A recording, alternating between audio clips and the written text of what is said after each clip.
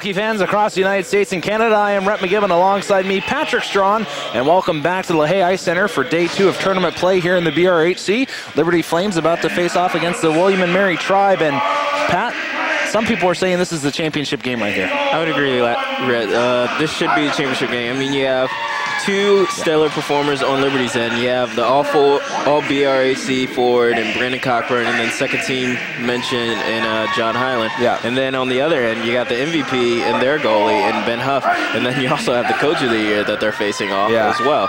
So I mean, the Tribe is definitely a very talented team. And you said it yourself, this is probably one of the best coaches in the the league, and it was well showed as he won the award. Yeah, and you know what? We kind of take a look at the history between these two teams. These two teams do not like each other. They don't play each other that often, but through their kind of brief history together, Liberty won the first matchup ever in a score of 9-6. Then they lost in the semifinals, same exact game as this one actually, by a score of 2-1. And actually, we're going to take a brief moment here for the national anthem, and then we'll be right back with you.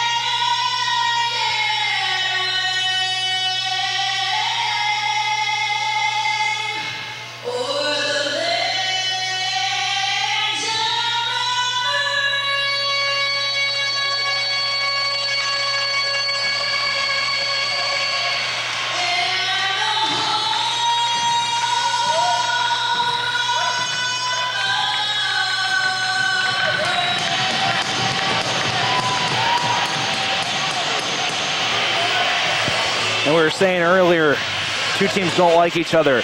The earlier game this year, the Tribe won it in a shootout, and so these two teams awfully close, and I believe that the goaltender Huff in that game stopped, I think, 50 shots in that victory. Yeah, and that's the credit to him why he won that MVP award. And, Brett, as you were talking about the two teams hating each other, it's definitely a bit of a rivalry between the Flames and the Tribe. And I was talking to Tristan Chambers, head coach of the Flames, and also assistant coach of the Flames, Jonathan Barber, and they said they wanted this team. They didn't care if they got him last night, which the Flames ended up getting Radford, or they got him today, or in the championship. They said they wanted to play him in events that lost because they knew they could have played better hockey than that. And actually in that game, they had a 2-0 lead in that game. And going into the third, and then Tribe came back and ended up taking it from them and won in the shootout. So I know the Flames are definitely going to come out here firing, as especially led by Brandon Coburn himself, as he had the hat trick last night. So he's hot. and the rest of the team are probably going to follow his lead. Yeah, really, in my opinion, Brandon Coburn, the only reason probably Liberty won that game last night, not only because he scored the game winner with 45 seconds left, but scored a goal in all 3 periods and just did the little things right. Dumping it in deep, led by leadership, an example. Good stuff. Face off one back. Tribe have it in their own zone. It's set ahead there by Crisali. Pass across now intercepted by Guerreri, and it's sent in deep. Huff stopping it back behind the net as the Tribe regroup. Along the far boards there, Larson bumped off the puck. Pass in front there. Guerreri couldn't get to it. And now it's chipped out. Atangan retreats off the line and slaps it back in. Crisali along the far side, wrapping it around. Holding on to it here along the near boards. Suglizzo, as he passes it, and here they come. In with speed. Now in the high slot, shot there goes off a body and into the corner. Along the far boards there. And it's wrapped around, picking it up is Atangan. Atangan trying to chip it out, unable to. Suglizzo able to keep it in. Now it comes to Coburn, and here he comes with a burst of speed, gets to the line and dumps in as the Flames go for a change.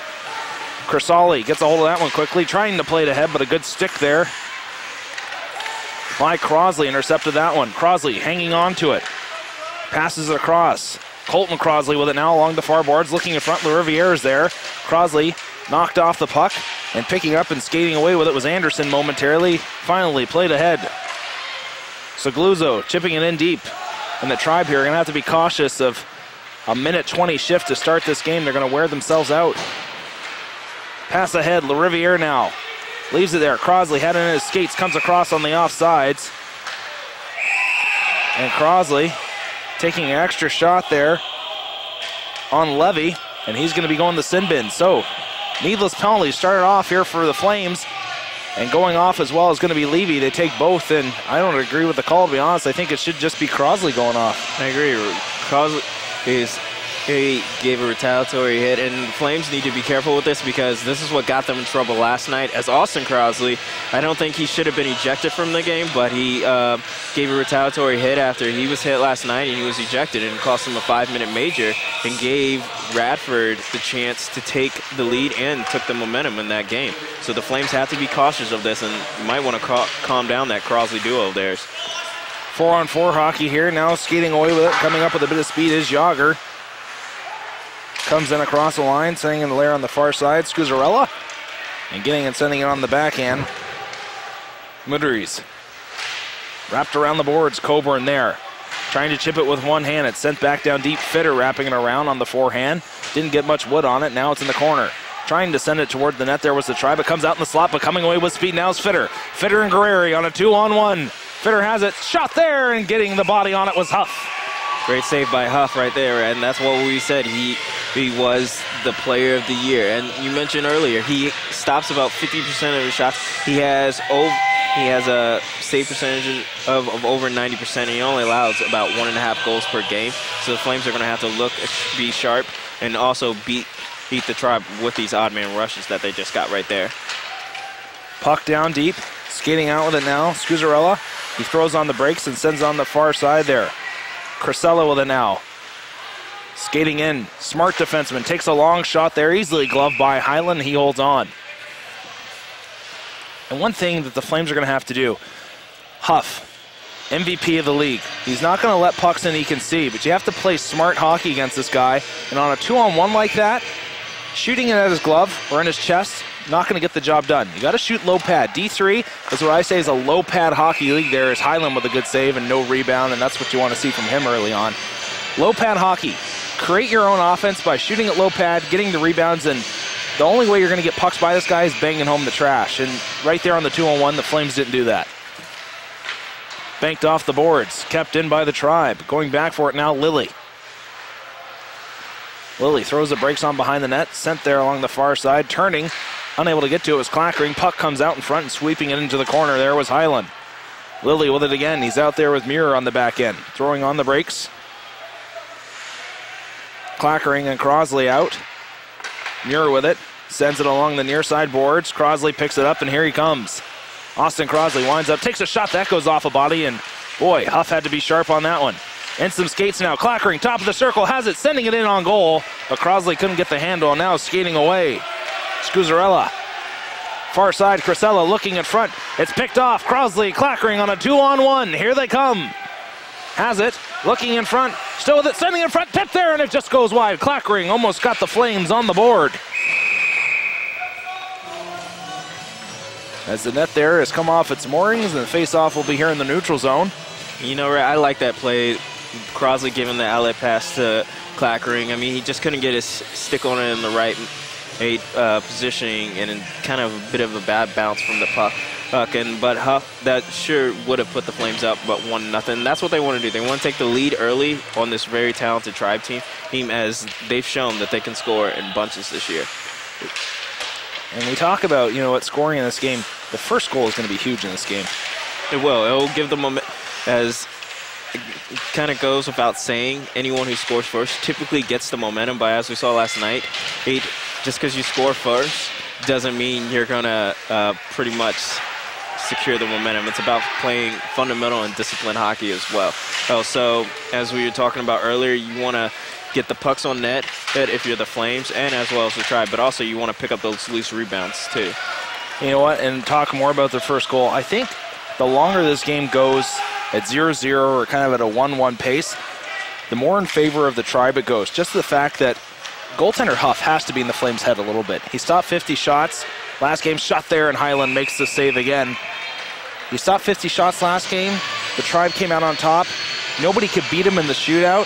He has got the Flames number, and you would really love to see, if you're a Liberty fan, the Flames get a couple goals here early on, get things going their way, and get some confidence. Right now, it's kind of a guessing game. Do they think they can beat this guy or not? We'll have to see. And I like to see what I'm seeing from second-team All-Conference John Hyland out there right now. You want to get him in a good rhythm right now, because I know last night he kind of got thrown off his rhythm when Radford started hitting him with more goals than he's used to seeing, and it kind of threw him off of a rhythm, especially with the odd man rushes that he's facing. So you like to see him going good as well, but the defense has to play very talentedly, as over 6 Tribemen have over 15 points in this team, and 4 of those have over 10 goals. We got a penalty coming here is Josh Lilly going off, 2-minute minor for tripping. So the Tribe here going on their first power play of this afternoon's affair. This is not what the Flames wanted to get themselves into, a power play. As number 3 and Mike Scolera and Jay Soglizio. Sorry if I'm saying these names wrong to the parents at home. But those are the 2 guys that they do not want them to get the chance and score. Or as they've been doing it all year, those are the 2 guys they want to shut down the most. Just when it comes to scoring in on this power play. Scuzzarella now with it down deep. Leaving it there, Segluzzo picks it up, trying to get by Coburn. Coburn with a good read, and he has it deep. Takes it behind the net and just chips it around. A good job there by the captain. Sent out harder, picking it off. Didn't get full wood on it, trying to send it in deep. And now, Segluzzo with it. Makes a move at center ice. Trying to gain speed. That is his game. He has got speed to burn. Sent out across the line, held onto there. Good job by Scuzzarella to get high enough to grab that puck. Now, brings it across the line, coming in with a bit of speed. Makes a move to the outside, takes a shot there, but Highland at the top of his crease directed it right into his chest.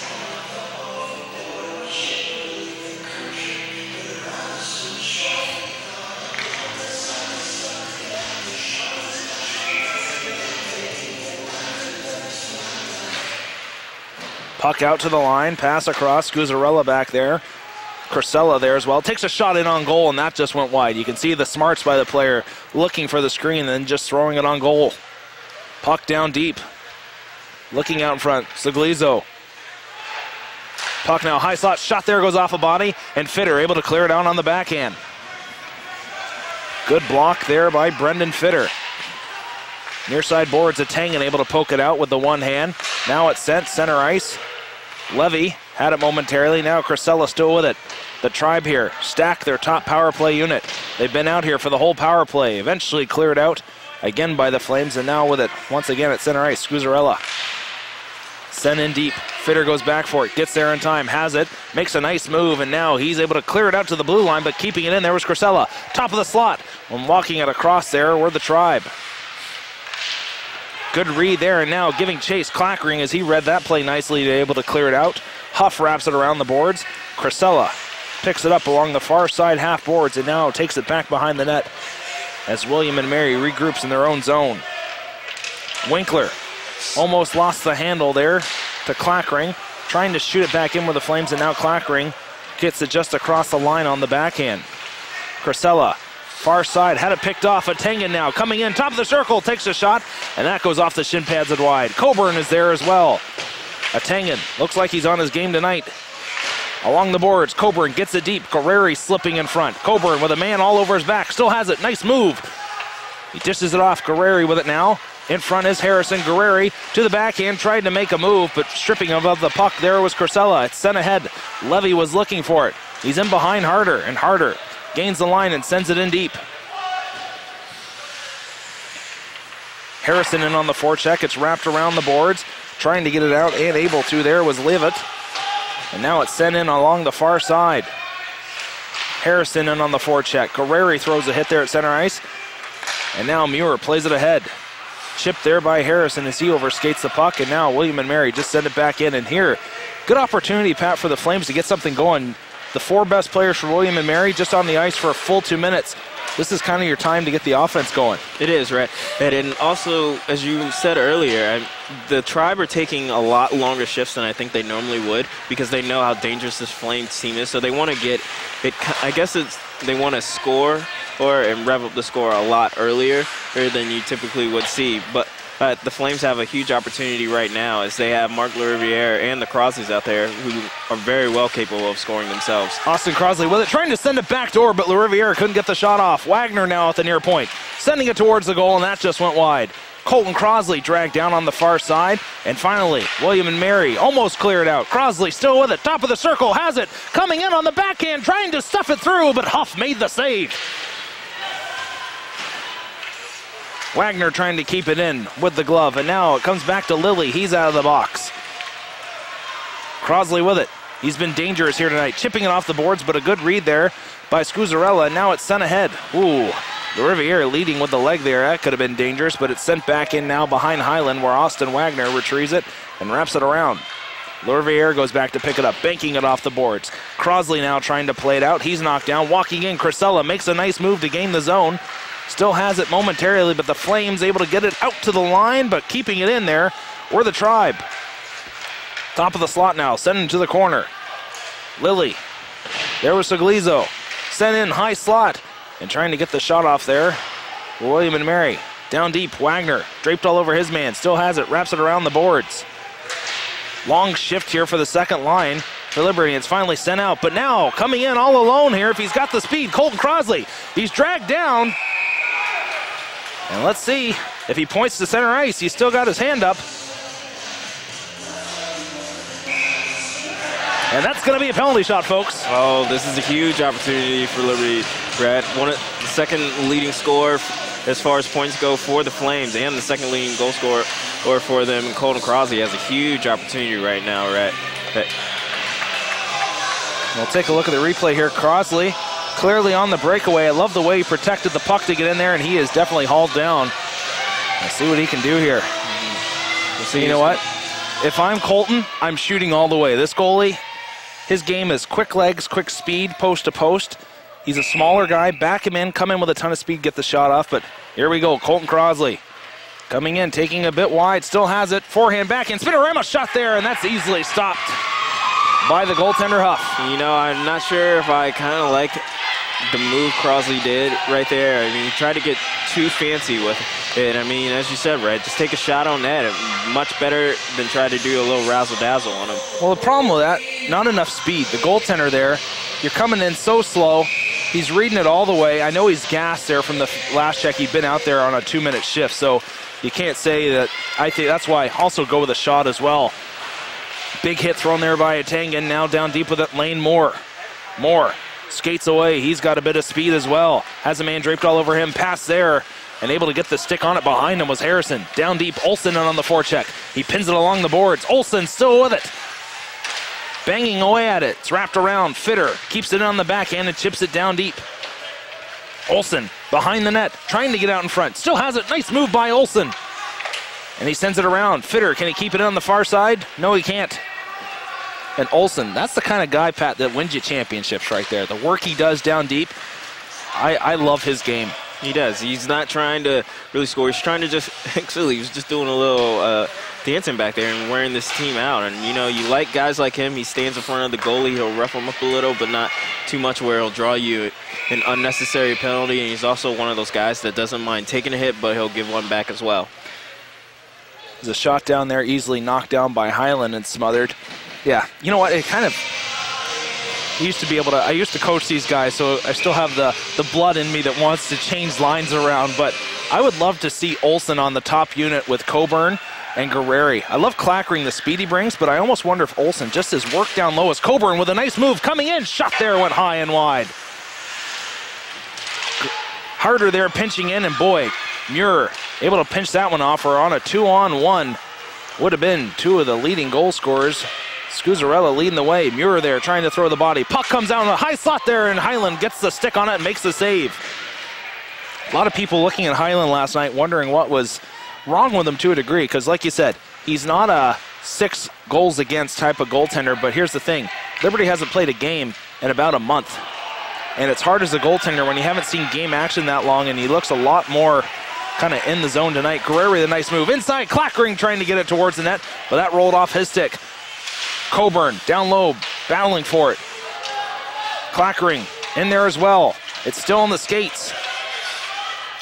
William Ameri comes away with it. Good job there down deep by Winkler.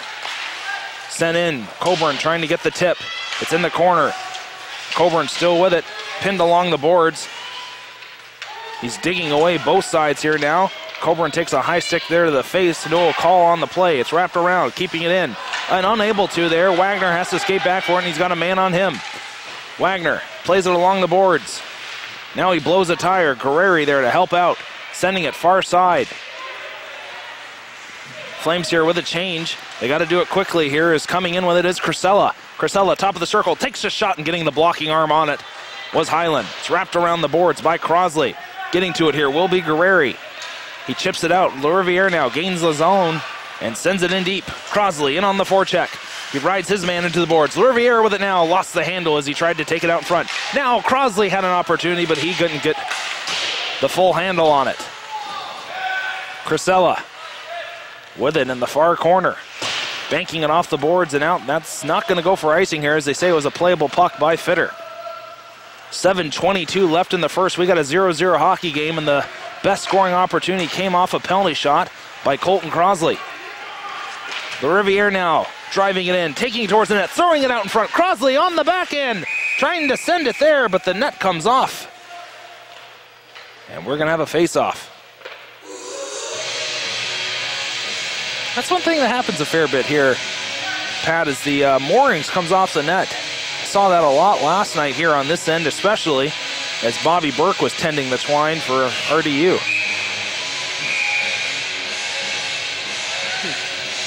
You know, that is something that happens now. You know, under our old little supervision, we didn't see it as much. Puck along the boards. Austin Crosley getting in the deep. The Flames speed here really coming on. Crosley still with it, trying to take it out in the top of the circle, and now he sends it in deep.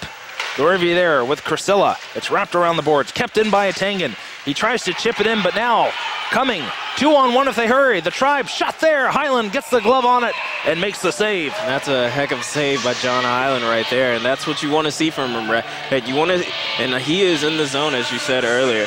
Here, as we're going to take a look at the replay.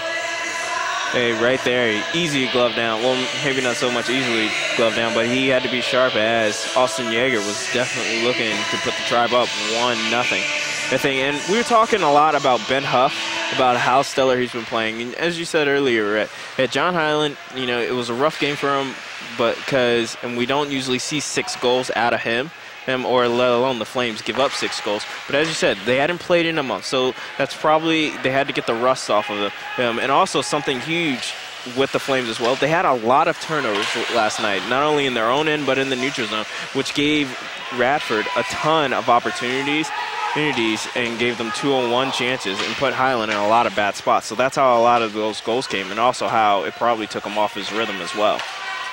Olsen with it now, far corner, still has it, protecting the puck. Cycles it deep, Harrison will get there. Lane Moore right in front of the net. Back out to the point. Harder couldn't get to it in time, and coming out to play it here will be John Hyland. Hyland playing it, Muir. Lost the handle, but boy, a second effort there, able to clear it out. Lane Moore there goes knee on knee, and yes, penalty coming here against the Flames. They're going to call that one, I believe, a trip. Moore on the far side. Nice hit there by Moore on Saglizzo, and a penalty coming here to Lane Moore, and now they bump heads.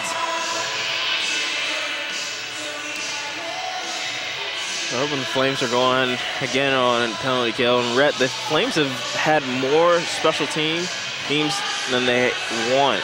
As you can see right here, Lane Moore, he come down trying to hit the puck and just bangs his knee right into the Tribe's defenseman right there. And that's a huge penalty that you don't want to see from the Flames, especially a guy like Lane Moore. You know, he's not even that kind of guy. He's not a dirty player, as a lot of people. Knee to knee is a very dangerous hit, as Flames lost a player halfway through the season earlier on the Division I team, Luke Baumgarten, to injuries such as that. So, yeah. And that's not one of those things that Lane Moore was trying to do. He was just working hard out there, and unfortunately, he's just in the wrong, bad place at the wrong time. There's a quick shot there by Sagluzzo on the power play. Just sneaks by Hyland, and the Tribe up 1-0. And boy, great shot there by Sagluzzo. Leading scorer for this team. I like the way he walked off the corner. They got a screen in front and a well-placed shot inside the bar, and 1-0 lead. And sometimes you wonder, is that going to be enough for Huff tonight? It could be, because, I mean, this could be tell the tape right there, Red, as both teams, they were both playing very well. Oh, and Hyland, he was playing good, and he still is playing good. I mean, he let that one goal go in, and it was on a power play, so you can't fault him for that. And that was just one heck of a stop by Sagluzzo. So we'll have to see if the Flames can maybe come back and have an answer for him before this period ends, or maybe this will be enough and it'll be a 1-0 game. Wagner now in a foot race, able to get to the puck in time. He's hit hard along the boards on a penalty coming up here to William and Mary, and the coach has his hands up saying he went down on his own power. And once again, I kind of can understand where William and Mary's coming from here. Wagner looked like he got tripped up on the play on his, on his own 2 feet. He was the one that did the slipping, and then the player was kind of already in on the follow-through and rode him into the boards. And Lions there making the tripping call, so huge opportunity here for Liberty, as really kind of a gift wrap here, as you can see. Hey, he was heading down on his own, Rhett. Yeah, he was going down before anybody even touched him. So Flames, bit of a give me here. They have to make the most of this opportunity to tie this game up, Rhett. That they don't want to continue the special teams battle with them and also have this 1-0 deficit. Puck chipped ahead. Flames here a little bit fancy with the stick work, and now sending deep, going back for it is Coburn. Coburn gets beat along the boards, but Fitter able to pick it up in his own zone, passing it ahead. And now bringing across here will be Austin Crosley. Crosley with it, sends it there, Coburn shot, and that just goes wide off a stick. The legs here not moving for Liberty on the power play. It's banked off the glass, out to the line. Atangan with it, makes a nice move there to keep it in, but now it's sent out. And coming away with speed is Matt Levy. Levy with it, top of the circle, takes a shot. Rebound comes out and it's played along the boards. Hyland didn't know where that one was. Now sending it on the far side, bit of an errant pass there by Atangan. And they're going to call that one a hand pass here. And the face-off should be coming, back into the Tribe zone. That's another one of those plays. I believe the call now as it stands is that the hand pass has to be an intentional direct passing motion to a player on the same team as yours. There is a rule for incidental contact now with the glove that just tries to keep the game going in play now as walking out of the corner there was Austin Crosley. But in my opinion, that wouldn't have been a hand pass just due to the fact that it wasn't an intentional gloving motion towards a player on his own team. Is coming now with speed, Sagluzzo. Sagluzzo has it, looking in front, and he's got a man in the slot. Still back behind the net on the wraparound, and he tucks it in.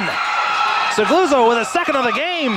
Catches Hyland off guard. That's a huge shorthand goal for the Tribe right there, as the Flames are still at 40 seconds on this power play. And you have to wonder if the Tribe are already in Hyland's head, or if they're in the head of these Flames as well. See right there, he comes around, he just wraps around. And this should never happen with 2 defenders going on the same side of the net. No, he just squeaks it right through. Looks like he got right between the crossbar and his skate. So the Flames here down 2-0 in the first period, 3:48 remaining. Fitter with it now. Passed ahead. Nifty little move there by Harrison, trying to get it in. Harrison with it at the line, and he sends it back in deep. Lane Moore tags up on the offsides. Crisella with it now. He sends that down the length of the ice. Stopping it is Highland. Along the boards, Sagluzzo with it again. He takes the body there from Fitter. That's what the Flames need to do all night on that young man, is just lay the body on him.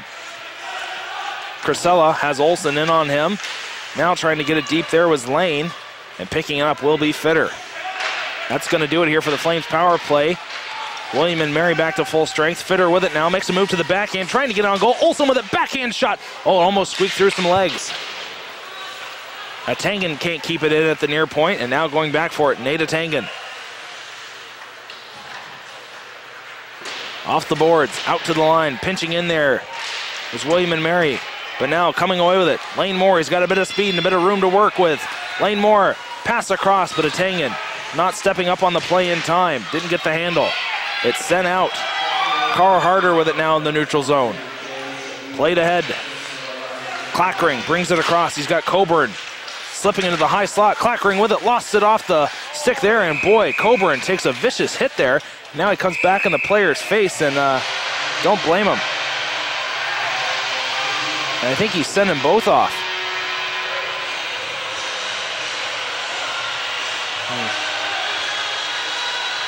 You know what, there's time to stick up for yourself, and there's a time not to. And you know what, it could have been nice there if Coburn could have laid off and just, you know, got his team back on the power play. And we take a look here. Let's see what happens to Coburn. Yeah, and a shot to the head, and that's what you don't want to see.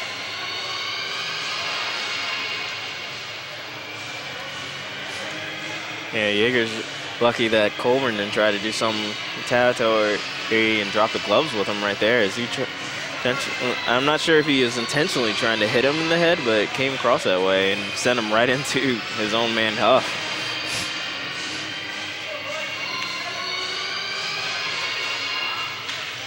So William and Mary coming away lucky on that one as they end up with a 4-on-4 here. And I think there could have been more on that one if they saw the, that was a high hit. I don't know if it was intentional, but it was high. Played off along the board, so Gluzzo now giving chase there with Austin Crosley. Goes along the far side, Harder stepping up for it. He brings it across the line.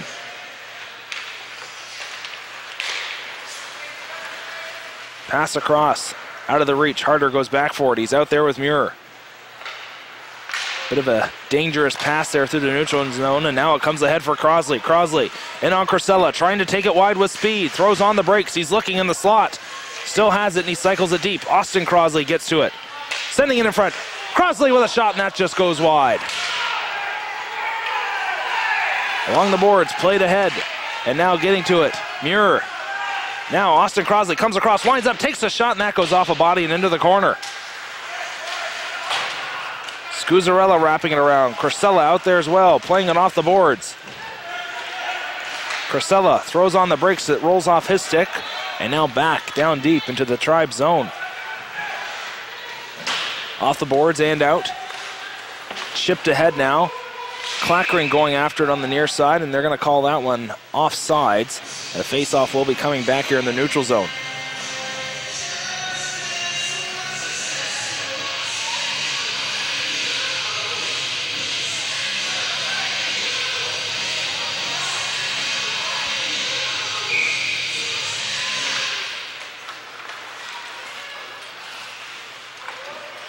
Guerreri now got his head up in time. Had the puck roll off a stick. A nice move there by Scuzzarella, and here he comes in on Fitter. Takes a shot. That goes off a body, and Highland tracking that one down as it came in on him, and he decides to hold on here. So with 31 seconds remaining in the coincidental minors and 56 seconds here left in the second period, William and Mary doing an excellent job here on the road, up by 2.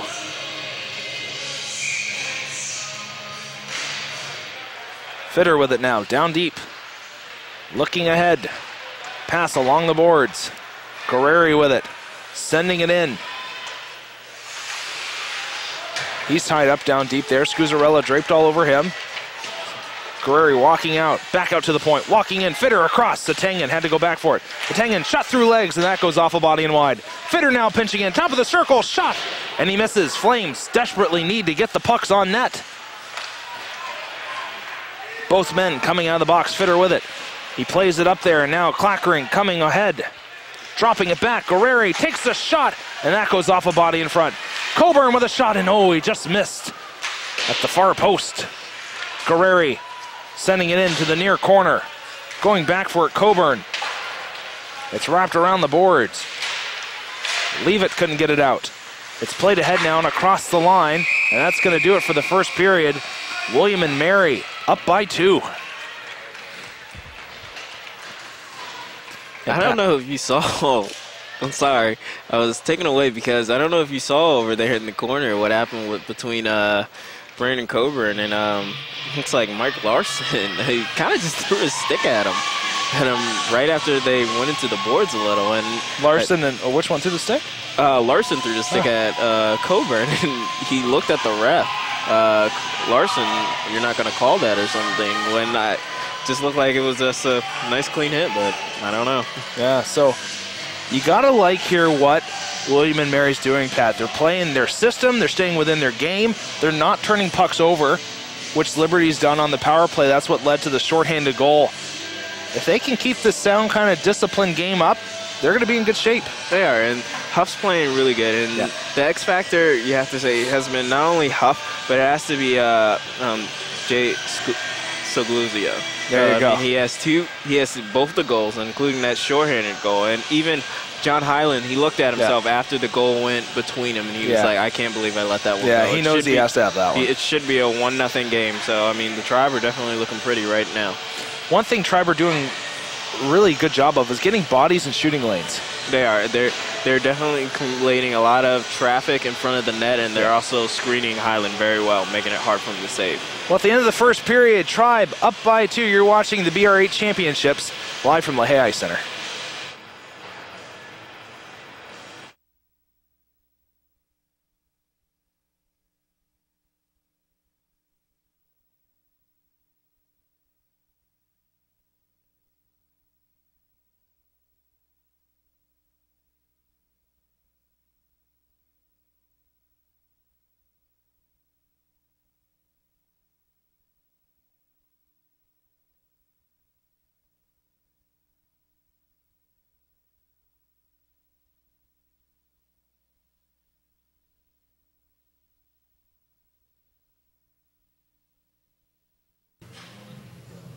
Joining me now, Brandon Coburn, captain of Liberty D3 Hockey.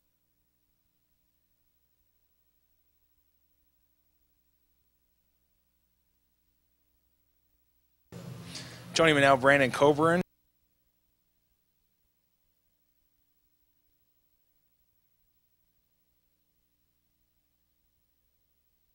Joining me now, Brandon Coburn, captain.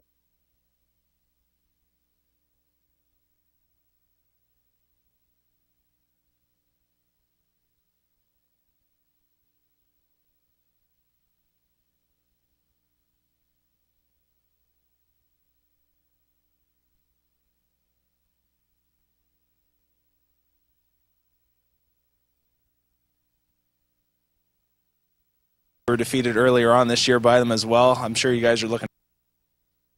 Thanks, bud. Yeah.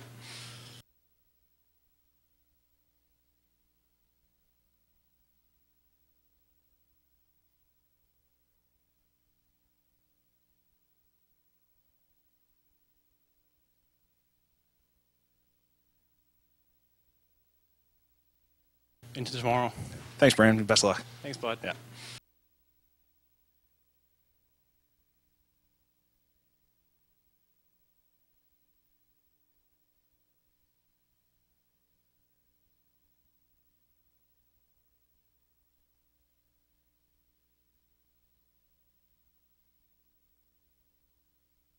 Thanks, bud. Yeah.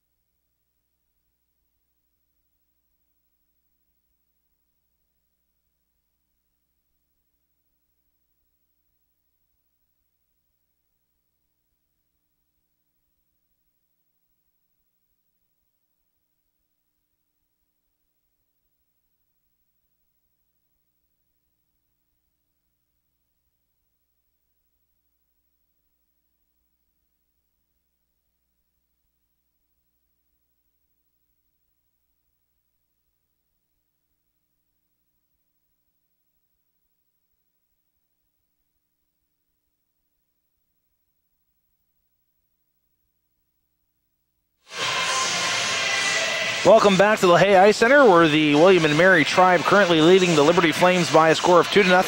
Earlier today, I had the opportunity to speak with team captain of Liberty University, Brandon Coburn.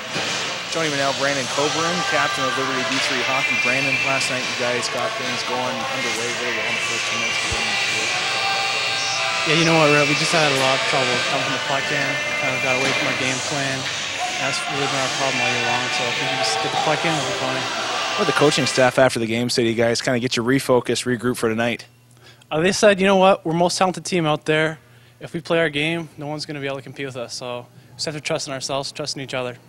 William and Mary, you guys got bad blood with them. They beat you last year in the playoffs. You were defeated earlier on this year by them as well. I'm sure you guys are looking forward to hopefully get a victory night. It's redemption time. Yeah, absolutely. This is probably our biggest rival out there. So, 2 points is huge. Move on to the finals tonight into tomorrow.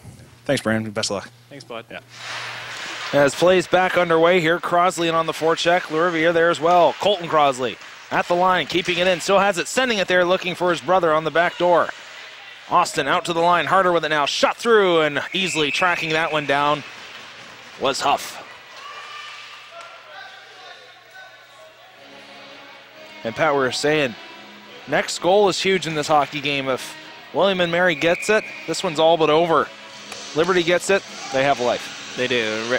Rhett, if you're a Flame hopeful, you're hoping that the Flames can get it. Because I would feel that even if the Flames did score, and as we have a one-on-one chance right here, shot way through as Fitter was able to get the stick on that one.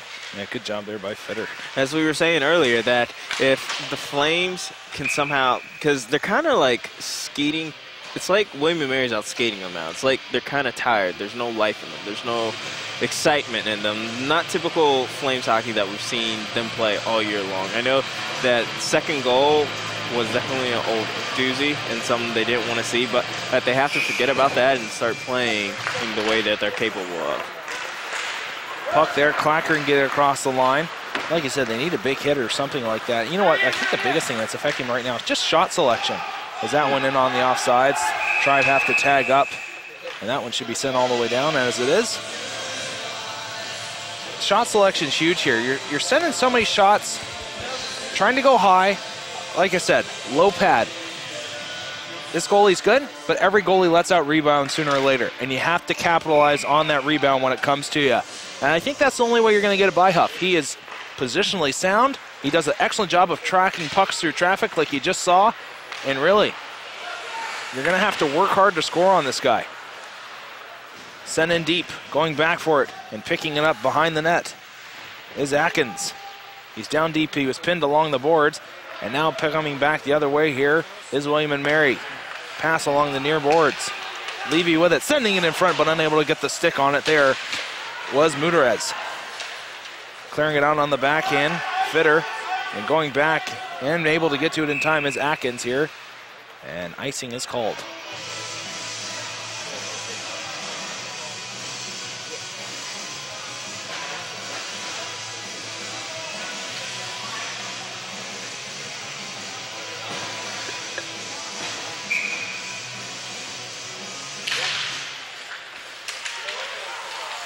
Puck tied him some legs, now comes in. Fitter grabs the handle, wraps it around the boards. Keeping it on the far side is William and Mary, and then it's sent high and out of play. Face-off will be coming outside in the neutral zone. And Pat, if it's one person you say has to kind of get things going the right way for the Flames, who would you pin it on? I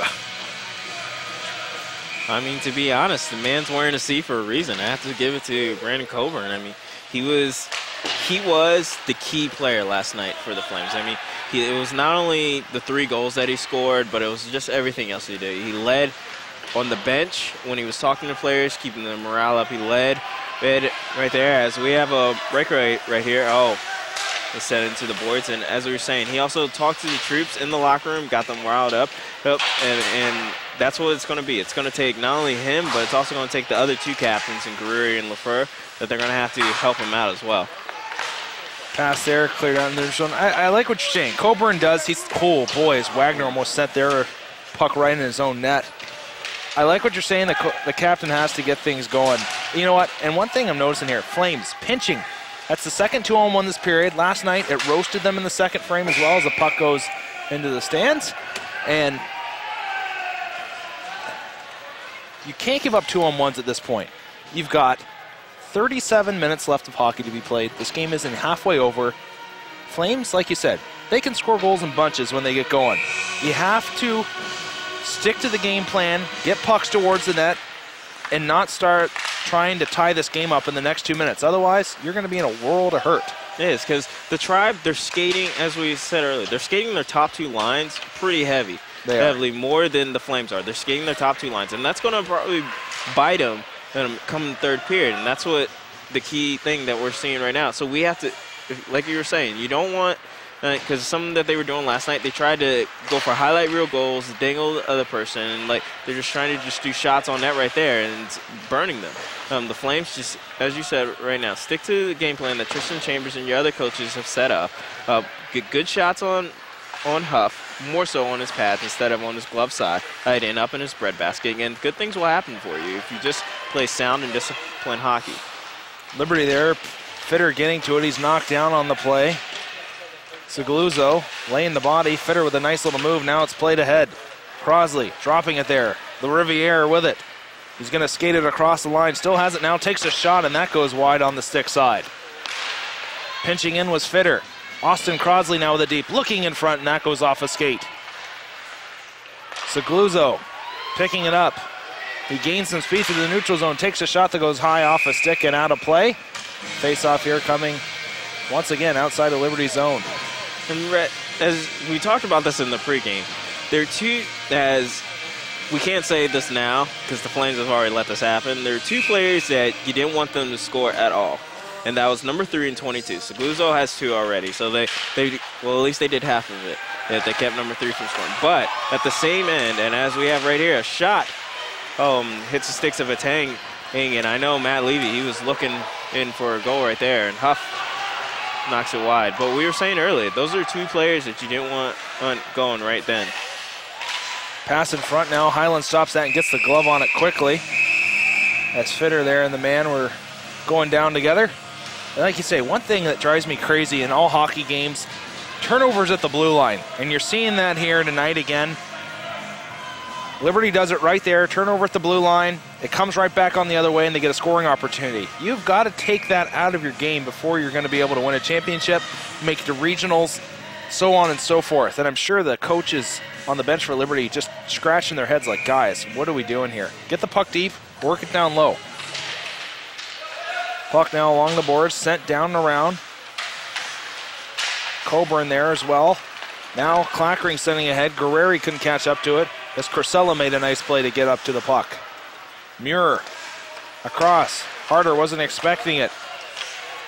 Now Clackering with a bit of room to skate. He's going to walk it across the line, dropping it there. Coburn has it, sending it towards the goal that went into the corner. Flames not hitting the net. Puck in front. Guerreri backhander. That goes wide. And now skating in the neutral zone. Levy couldn't chop it down, and he would have been one-on-one with Harder. Harder sending off the boards on the backhand. Muir coming in. Clackering, pass ahead. Lane Moore with a bit of room to skate. He has it. Moore coming in at the circle, takes a shot, and getting the glove on it was Huff. He hasn't seen much tonight. That was his first save, I believe, of the second period.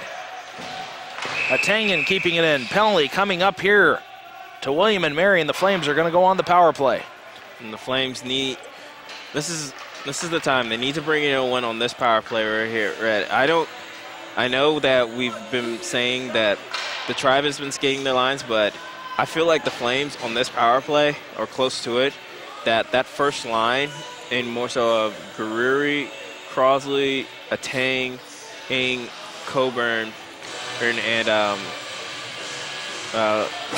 Le Riviere, they need to be out here for about a minute and a half of this power play, as they're the heavy hitters and bring this game within one. As it worked, and the Flames had huge success with this last night, as when they had that 5-minute power play, I remember this line, they were out there for a good 3.5 minutes of it. You know what, I was wrong. Brandon Coburn actually going in the box for Liberty University, so William and Mary on the power play. Puck down deep. William and Mary looking to put a nail in the coffin. Corsella with a shot, goes high, and boy, Already going down to his knees in the butterfly was Highland, but able to get the glove up in time to snag that one. You know, Red, that's funny that I think the Flames thought so too, because as you normally see on the power play, when you know that one's coming, your goalie leaves to go and put the extra skater out there, and that's exactly what Highland was doing. So not even sure exactly what Coburn might have done to receive that penalty. But nonetheless, the Flames have to be sharp here. Riviere there, along with Fitter. Fitter on the backhand, gets it out to the line, kept in by Crisilla. Makes a nice move off the boards, and now Mataras walks across, shot there, and that goes wide. Pinching in along the far side, Scuzzarella. Levy now sending it down and around. Unable to get the stick on it was Yager. Out to the point, Crisella with it. Along the sideboards, Sagluzzo looking in front, out to the line, Crisella has it. Sagluzzo, nice play there, puck in front, shot there, and it just goes wide. Boy, Levy almost had his first of the night. Olsen battling for it deep, and Tengen with a big hit. Pass, high slot, shot there, rebound, save. Good job by Highland, another shot, and Highland up to the task. And finally, he dives on the puck, and sticks get up high there as coming in was Olsen. That was good job by Highland right there. And Red, as the Tribe has shown, they're very good at pretty much getting the rebounds and banging them back home, as this kind of was the story of last year's game between the two in the BRC championship. And that's something that the Flames want to be careful of, and even Highland. He has to be very cautious of where he's sending the puck and make sure he's sending it into those corners instead of putting it out net, putting it in front of his net for a tribesman to make it right home, just like right there. And a big rebound there, finds the back of the net. Tribe up by 3. And that's huge, Red, and that's what I was talking about earlier, as the Tribe are so good at getting the loose puck and also not only just timing where they put that initial shot so it can be deflected into the man in front. As they're right there, it banks off his blocker side and left glove, and then just backhands it as he has a wide open net. But you also have a defenseman right there in Ryan Aikens, and he's got to be, I'm sorry, not Ryan Aikens, just for the Tribe, as in Austin Wagner. He's got to be much better and much sharper than that to clear that puck for and help Highland out. Puck at the line, Grosley brought it across, but it's called offsides. So with 13:11 remaining here in the second period, William and Mary with a stranglehold on this game.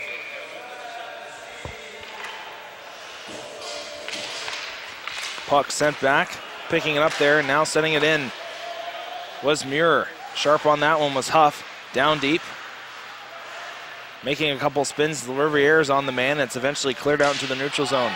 Batted down there by Muir, now along the boards. He takes the body on the man. Now it's Heap. Harler wrapping it around.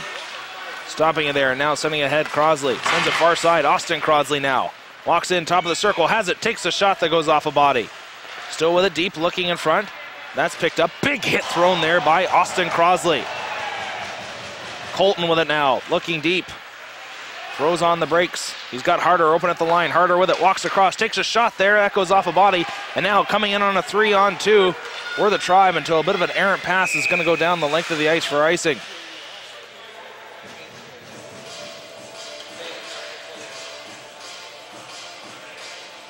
Right here, here's the hit that Crosley just lays on him, letting him know whose house this is.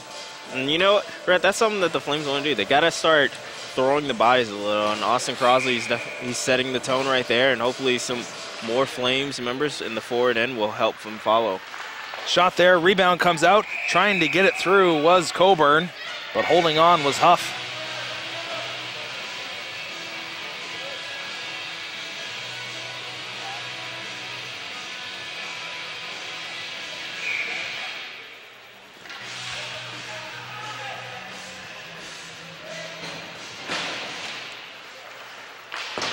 Puck along the boards now. Tangen trying to backhand it in. Clackering was there.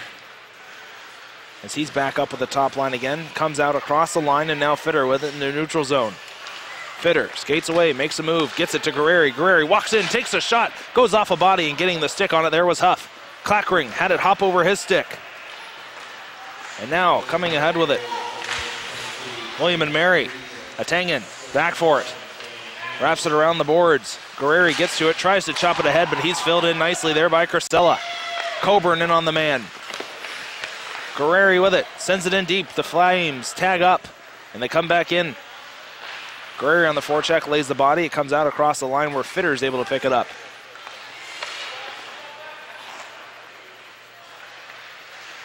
Eventually cleared out of the zone now. Atangan along the far boards, banking it ahead. Coburn trying to send it in as he goes off for a change. Atangan with a nice read, but they're going to say that one goes all the way down. I believe high sticking was the infraction. So face-off coming here in the Flames zone.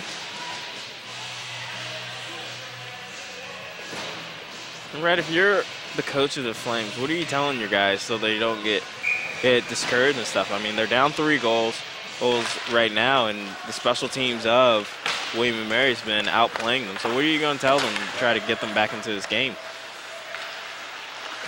Get pucks low and hard. That's, you know what, that's the thing. You got to create your own offense in a game like tonight when things are not going your way.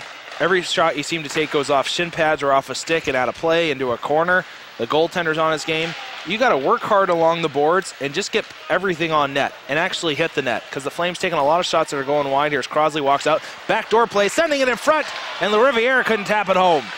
And I like what the Crosley line's doing here. This is good work. Crosley with it now, backhander in front. LaRiviere sends it towards the net. Huff there stacks the pads and makes the save.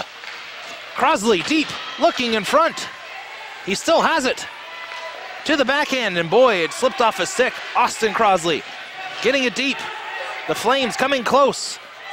Austin with it once again. Huff has stood tall in front, and they score! Austin Crosley banks it off a body and finally puts the Flames on the board. And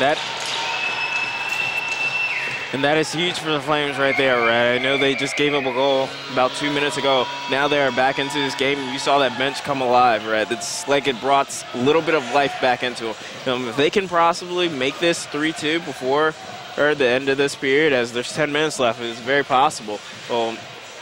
We got ourselves a game. I mean, like you said earlier, you're saying get the puck down and deep and just do the rebound control right there. And that's what the Flames were doing right there, is they were cycling very, very well between that line, between the crosses, as Highland was able to catch that one easily. Because a couple times, James LaRiviere, he had a key shot right there, and Huff showed why he was the MVP. I mean, I thought, and to be honest, it's good that they got that in, because if the Tribe had been able to clear that one on that chance, I think it might have been all done for them, as that would have took a lot out of them, as they were working hard on that. I think one thing that Liberty maybe fails to realize, or the players fail to realize, and that is you've got so much speed as a team. If you get that puck deep, there's not many teams in this conference that can handle your speed low, and that creates so many offensive opportunities as the Tribe bring it in on the offsides, but it's not called. Harrison with it, banking it ahead, and Moore skates away. As Flames are bringing it down into deep right now, and Wagner with a shot and just goes wide. Flames cycling around behind the own net, where Lane, he keeps it in. And now there, Harrison able to keep it in at the line. Moore walking across, has it. He's trying to send it in deep. Fitter now walks across, still has it. Fitter makes a nice move to the backhand, loses the handle. Young man actually just became an uncle this morning. Oh, wow. Yeah. Little fun fact for you out there. And now coming away, Sagluzzo coming in on Atangan. Tries to take it wide. Atangan, good job taking the body on that one. Out to the line, kept in there by Levy.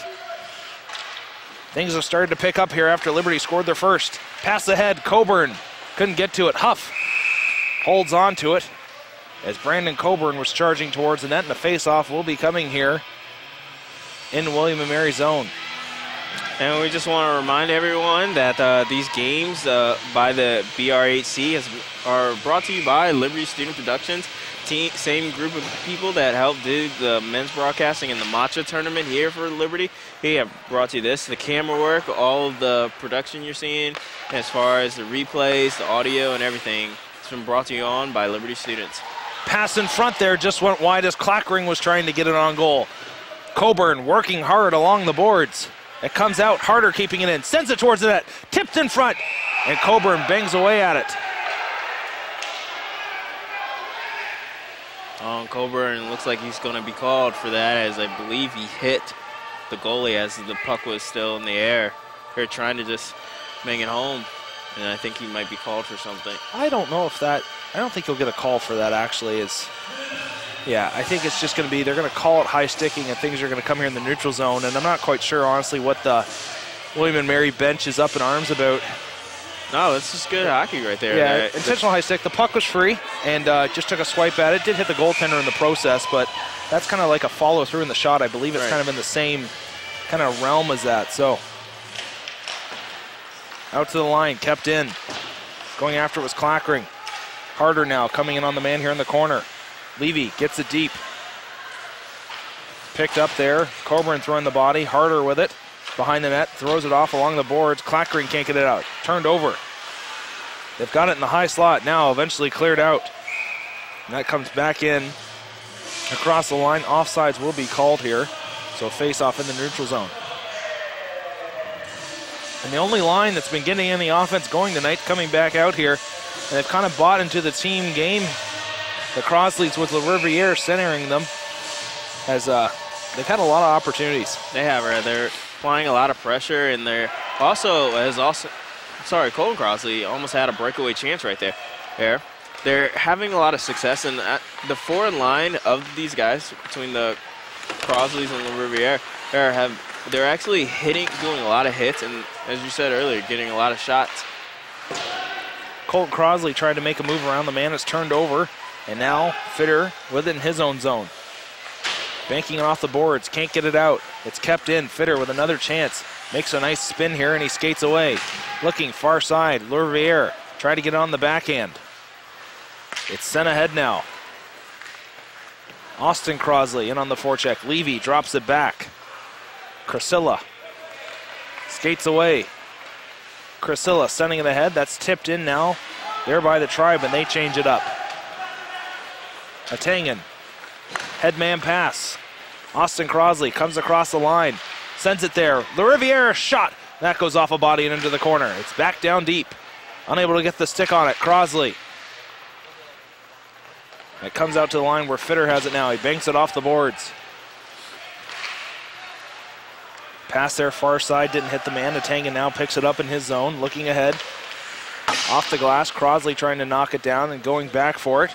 Number 19, big defenseman, William Winkler. Fitter pinching in, able to keep it there. Crosley with it. They've been out for a long shift. Olsen now out there as well. He hits the man along the boards. He pins it there. Crosley digging away. Olsen had it momentarily. Crosley still with it. Throws on the brakes. Makes another spin move, just working along the sideboards. Crosley on the backhand, sending it across. Looking for his brother. Now in the slot. Austin Crosley has it. Tried to take it to the backhand, but he couldn't get the shot away. Sending it towards the goal. Goes off a skate. And now coming back the other way. Oh, Austin Crosley keeping at the line. Doing good work. Crosley shot there off the crossbar. He almost brought the Flames to within one.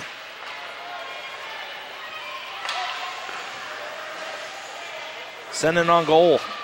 Now sending it out here. William & Mary, the Flames, starting to pick it up here a little bit. Moore gets knocked down. Harrison ridden along the boards. Olsen was looking for it in front. Now coming in with it, Harder trying to get it deep, but he can't. Muir stands up at the line there. Now turned over and chasing after it there. A good play by Highland, diving out for that one, and he knocked it away. Highland now settles it down. 5:24 here left in the second period. William & Mary with a 2-goal lead. Lane Moore now skating away, sends it down and around. Harrison in the far corner. Along with Moore, it's pinned there. Harrison chips it deep. Coburn's now out on the ice surface for the Flames. Segluzzo had to go off his skate, and now he sends it in deep. Puck comes out in front. Highland there, oh, and he makes the save. Another shot, and that goes off a body. Highland still digging away. Harder with a nice save. Another shot, and boy, the Flames.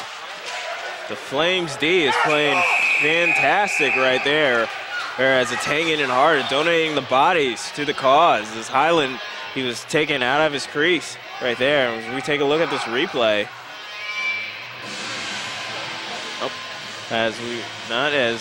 And the Tribe's coach, he's up in arms wondering what the stoppage for, but kind of have to. Well, yeah, he lost track of the puck, and the bucket came off there of the goaltender Highland. But boy, credit the Flames defense there for 3 or 4 quality saves. I do, especially a young man right there who's skating off harder and Tangen.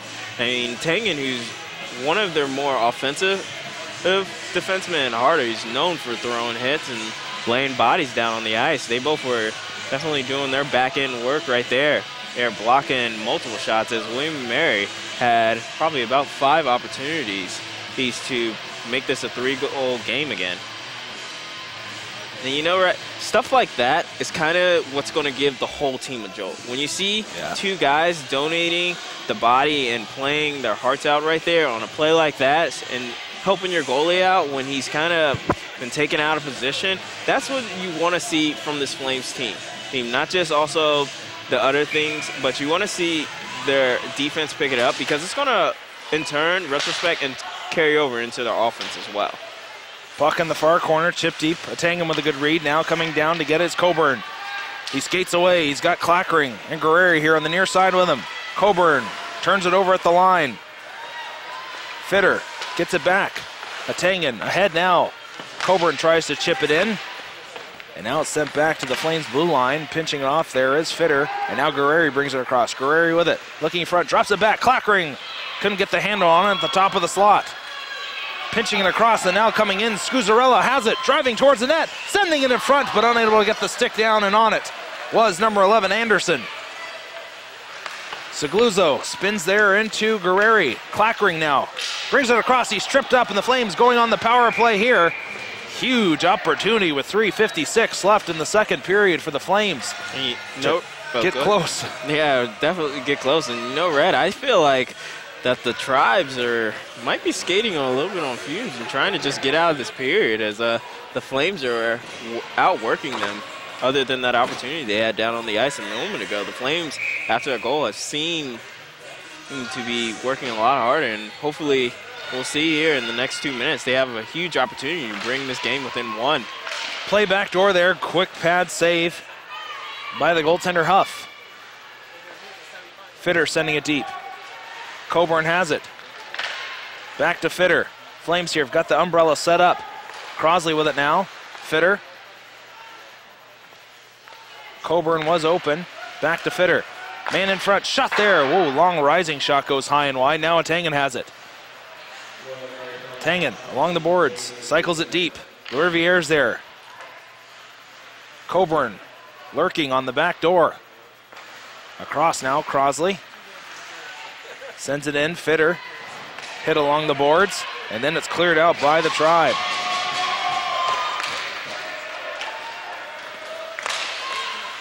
Played ahead now. Crosley picks it up. He brings it across the line. Has it deep, turns it over there. And that one goes high off the glass and out. Highland stopping it. 53 seconds left here on the power play. Flames could really use a jolt from this one. Pass ahead. Austin Crosley across. Bringing in LaRiviere. Winds up, takes a shot. Pad save, rebound. And it's steered into the corner. Fitter with it. Along the boards. Drops it there. Crosley has it. Walks off the line. Drags it out to the point. Fitter with a shot. That goes well wide. Harder able to stop it there along the far boards. Deep into the corner. Crosley has it. Leaves it for Harder. Harder sending it far side. Austin with it. To the point. Fitter. Oh, just able to keep it in, but he blows a tire and coming in now with speed, but at the end of a long shift. For the Tribe. Fitter with a big hit there. 6 seconds left, and that's going to do it for the Flames power play as the Tribe successfully kill it off. Fitter skating ahead. Trying to feed LaRiviere. Segluzzo knocked down Crosley in an attempt to get to it. Both of these guys winded at the end of a shift, but Colton with one more rush in him. Comes down, cuts in front. Crosley shot. Huff makes the save, and he holds on. And Red, as you were saying earlier, the Flames shooting low. It seems like they've changed their shot selection on Huff as he is not really sending those rebounds into the corners for his men to get it. He's putting a lot of those initial rebounds that the Flames are shooting him right in front for another Flames forward to be able to get the rebound and bang it home. So hopefully we'll see if the Flames can continue on this game plan that they have started going with. Harrison gets to it deep, sends it out. Able to keep it in. Muir sends it towards the goal, tipped in front, but unable to get free was Moore. He cycles it deep. Olsen with it there, trying to feed Moore as he went back towards the net on the give and go. Atangan keeping it on the far side. Harrison with it now, takes a shot towards the goal, and Huff makes the save.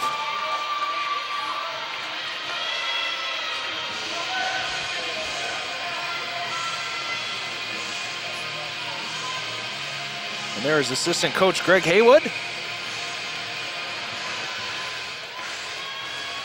Trying to get the troops going here. 1:15 left in the period, off the glass and out into the neutral zone. Good read by Fitter as Segluzo was in on him. Coburn with a nice move. Passes across, Guerreri walks in, top of the circle, drives towards the net. Guerreri shot, rebound, and it's swept into the corner. Clackering gets to it. He's unable to get it deep, and now Segluzo again had it in his feet, sending it in on Highland, and he holds on.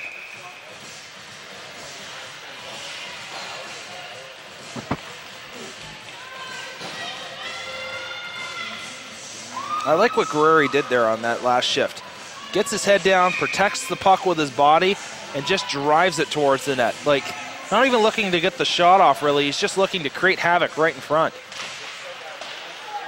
Muir with it. He sends it ahead. Colton Crosley is trying to time it right now. Austin Crosley with it. They've got a 3-on-2. Austin Crosley walks in, still has it, but it rolled off a stick.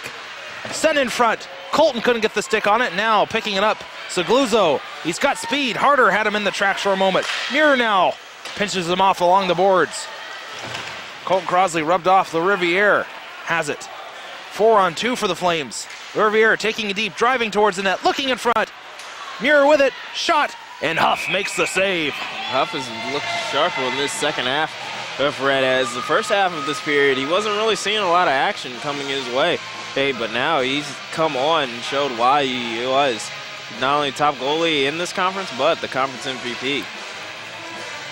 One thing that you're seeing a lot of here is pucks going right into the chest of Huff. And that's due in large part to the fact that he is very positionally sound and he's very square to the puck. But still, got to get those things low and hard. Create a rebound.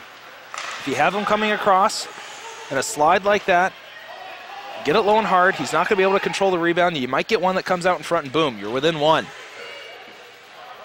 And the puck sent into the corner there as that's going to do it for the second period. And the Flames here are able to strike once, but William and Mary still with a 2-goal lead. Yeah, right, and I agree with what you were saying. As you were talking about getting the pucks down low, as we saw when Huff started receiving a lot more action in that second half.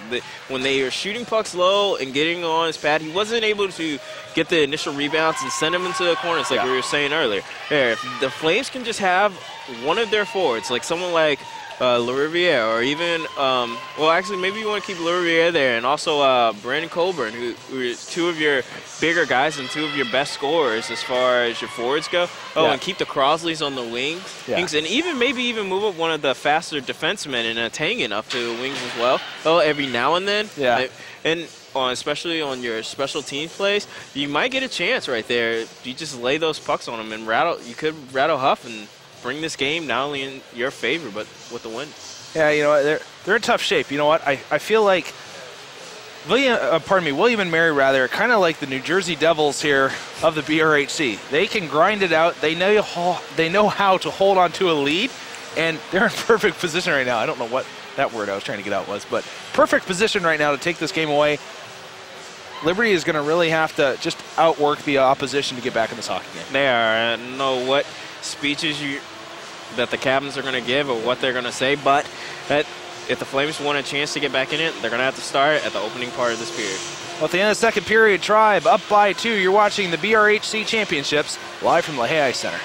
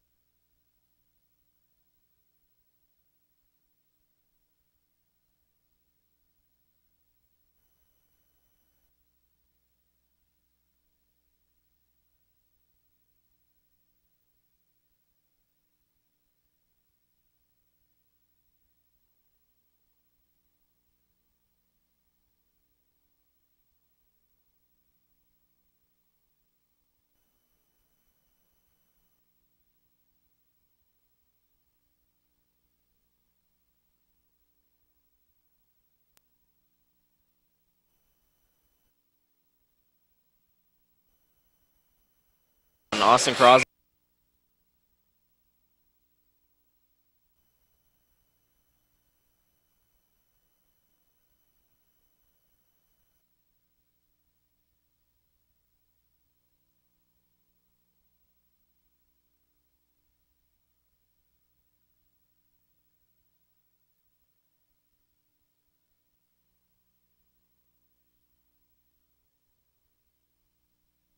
Well, actually, maybe you want to keep Laurier there, and also Brandon Colburn, who is two of your bigger guys and two of your best scorers as far as your forwards go. Oh, and keep the Crosleys on the wings, and even maybe move up one of the faster defense them into the corners, like we were saying earlier. There, if the Flames can just keep Laurier there and hold on to a lead, and they're in perfect position right now. I don't know what that word I was trying to get out was, but perfect position right now to take this game away. Liberty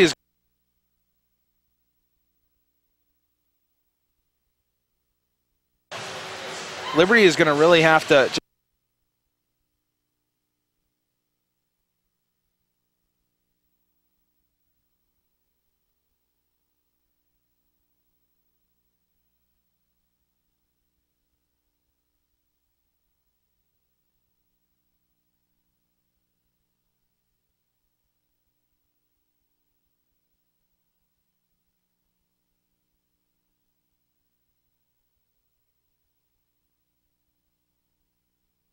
into the corners, like we were saying earlier. There, if the Flames can just have one of their forwards, like someone like Laurier, or even, well, actually, maybe you want to keep Laurier there, and also Brandon Colburn, who is two of your bigger guys and two of your best scorers as far as your forwards go. Oh, and keep the Crosleys on the wings, and even maybe move up one of the faster defensemen and Tangen up to the wings as well. Oh,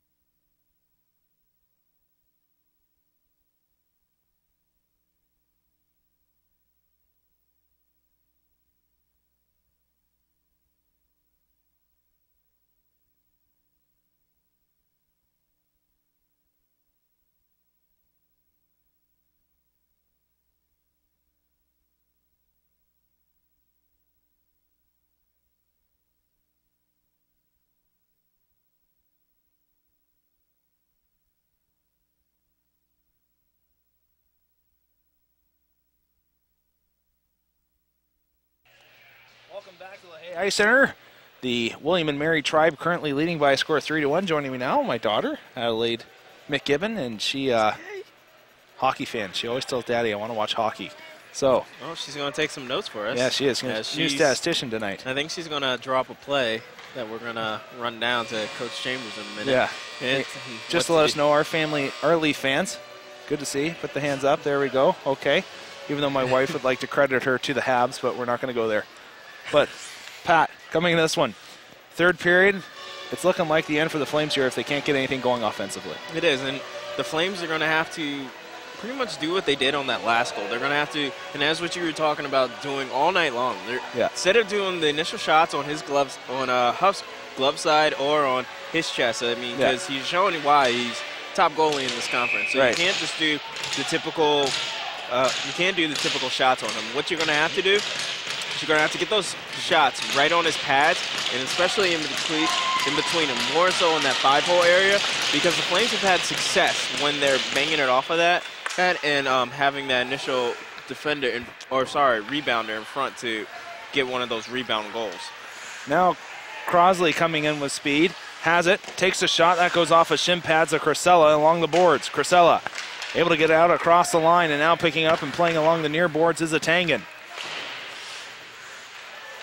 Harrison out with Crosley and LaRiviere. It's sent deep. And now coming away with it here. Atangan has to go back for it as icing will be the call. Or rather, icing waved off here. Now Atangan picking it up. He sends it into the bench. And the Flames here are going to change it up. And they bring out the top line, Coburn, Guerreri, and Clackering.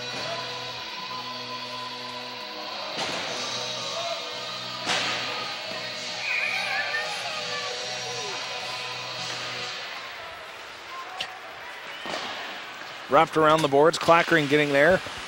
Can't chip it out across the line. Muir gives it away, and now Levy down deep looking in front. Guerreri picks it up. He sends it ahead, but Clackering can't gain the handle. Goes back down deep down to William Mary's zone, and they're going to call that one icing.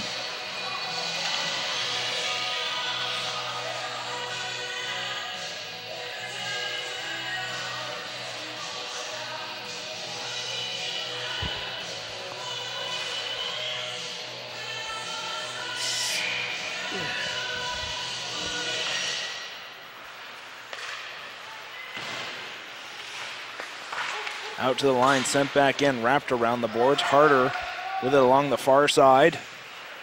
Plays it there, passed out. Coburn hit at the line. And slowing things down here are the Tribe. Guerreri knocked down. Levy sending it across. Levy still with it, sending it on goal, and Highland knocks that one down and holds on. Right now, we're at the Flames kind of are backed into their own end a lot more than I think they wanted to start out this period with. The Flames are going to have to start cycling the puck down and deep, work on their forecheck a little bit more, because Highland's taken a lot more shots than he should be taking in this first half of this period. First minute and a half of this period. Yeah, that's one thing I was going to say is alarming. Just the Flames here don't look to have the energy that you would expect from them coming into kind of what could be the final 20 minutes of your season. You're only down by 2. This is definitely not an insurmountable lead, and you're just not showing the passion. No, they're not. And for a team that said, I mean, this is the game they wanted. This is the team they wanted to face. Like, they didn't care if they faced them last night. Hey, but I mean, the Flames have to show that right now. Have to show why. The Flames felt and still feel they were a better team when they lost in that shootout to them as their final regular season game. But right now, I mean, the Flames are not showing it at all. I mean, they're getting a little tired and stuff. As Austin Crosley right there, good shot, but Colton Crosley just hit it right into Huff as it's in the corner. Crosley now walks out, takes a shot there. Huff gets the body on it. Puck still free, digging away, and it goes towards the line, but reaching back in time was Huff. This line coming close. Priscilla gets it out. Atangan can't keep it in. Offside's the call. And the Flames, boy, oh boy, it's a game of inches, and they were within one. The Flames they're definitely they're digging hard. And I know that they really wish they could have possibly gotten that one, bringing in one, but played ahead now, going back after it. Segluzo, it's wrapped around the boards. Harrison will get to it. William and Mary have it deep. They send it out in front, back out to the line. Winkler with it now. Directs it into the corner. Segluzo hit there by Harder. He's knocked down. They still have it deep. Olsen sends the man flying. He plays it ahead. Harrison with it. He's got some speed. Comes through the neutral zone. He's taking it wide. Looking in front. Olsen was there. Harrison still has it. Out to the point. And it's sent back in deep. Unable to handle the pass there was Olsen. Harder. Hit along the boards. He's tied up there now. Olsen digging away as well. And now it's sent along the near side. William and Mary able to get it deep. Muir back. Trying to bank it off the boards and out. Gets a second opportunity. And it finally comes across the line.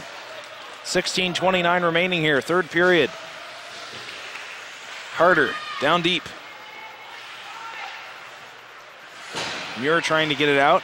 Had that one knocked down. Still inside the flame zone. Muir gets another opportunity with the puck as he retreats back behind his own goal. And it's finally chipped out. Clackering now with Guerreri.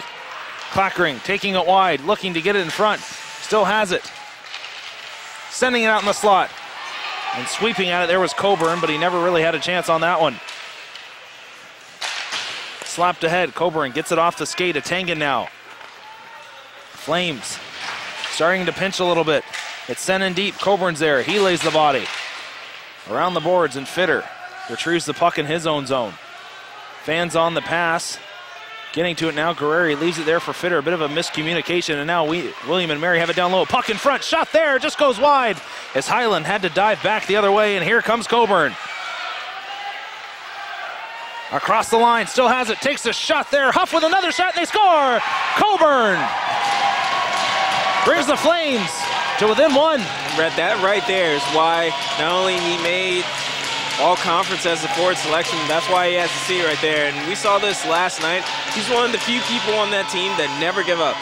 He continues to dig down low. He will go for the initial rebound. He'll keep shooting and going at the goalie until the whistle blows.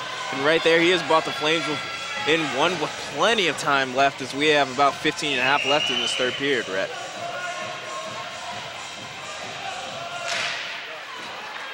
Crosley with it now. Makes the move. He turns it over there and picking it up and bringing it across there. Shot. That goes off a body and wide. Harder picking it up on the backhand, trying to get it out. Segluzo had an opportunity. Muir playing it ahead. And now coming in with it, Crosley. Crosley dropping it there. Rivera shot. Huff makes the save, and he stood tall on that one. And that last goal for Liberty. What we're talking about, just get a shot on goal here. As you can see, Coburn, harmless shot, rebound, puck in the back of the net. Just get shots on net. Good things happen. Sent to center ice. Good stick there by Harder. It's played ahead. Austin dropping it. Colton in. Makes a move in front. Sent towards the goal. Rebound, and they score! Marc Lariviere ties it up at 3. And that is huge right there, Brad. And that's what I believe you said this at the beginning, not only before the game even started, you've said it all game long, as it's a battle of rebound control. The Flames just, instead of trying to go for initial highlight shots, as right there, Lariviere went for the initial shot, and then rebound control.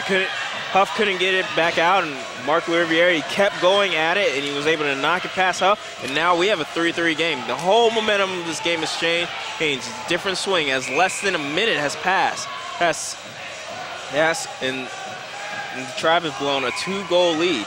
So right now, we have an interesting game, and as the Tribe seem here, they're taking a timeout, and well needed, as the Flames have huge momentum going on right now.